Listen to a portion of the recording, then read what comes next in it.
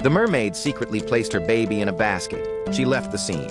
Then the mermaid quickly swam to a fishing boat. She deliberately waved at the fisherman with a smile. Seeing such beautiful mermaid, the man was stunned. He ran to the stern of the boat and waved his hand. But his boat lost control and crashed into the lighthouse. The mermaid was very happy that her plan had succeeded, but when she returned to the spot, the baby was gone. The mermaid saw that. The basket in which she had placed the baby was taken away by a ship that belonged to a couple. Seeing this, the mermaid shed tears of sorrow. At that moment, the couple suddenly heard the baby's cry. They went to the stern of the ship and found the baby wrapped in a fishing net. They felt that this baby was a gift from God, so the two decided to adopt him. 15 years later, the boy had grown up. He always had a strong craving for water, and he drank a ton of water every day. His classmates were stunned. Not only that, the boy's fingers would release electric currents inadvertently. He thought it just was a hallucination. The boy was also good at swimming. In a swimming competition, the boy easily won the championship. Because of this, the boy won the favor of a girl. That day, the two were on a date. The boy just touched the girl's hand,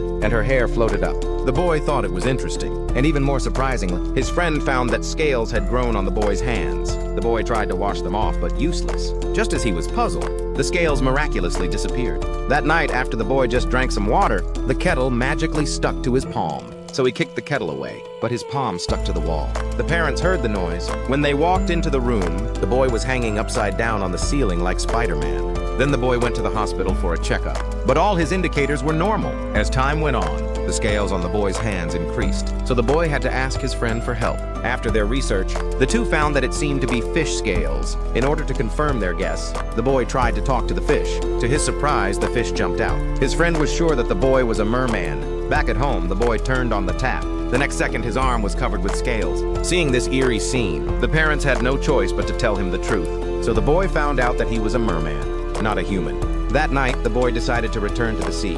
Then, with his mermaid mom's help, he turned back into a mermaid. So here's the question. Who do you think is most likely to be a mermaid in this world?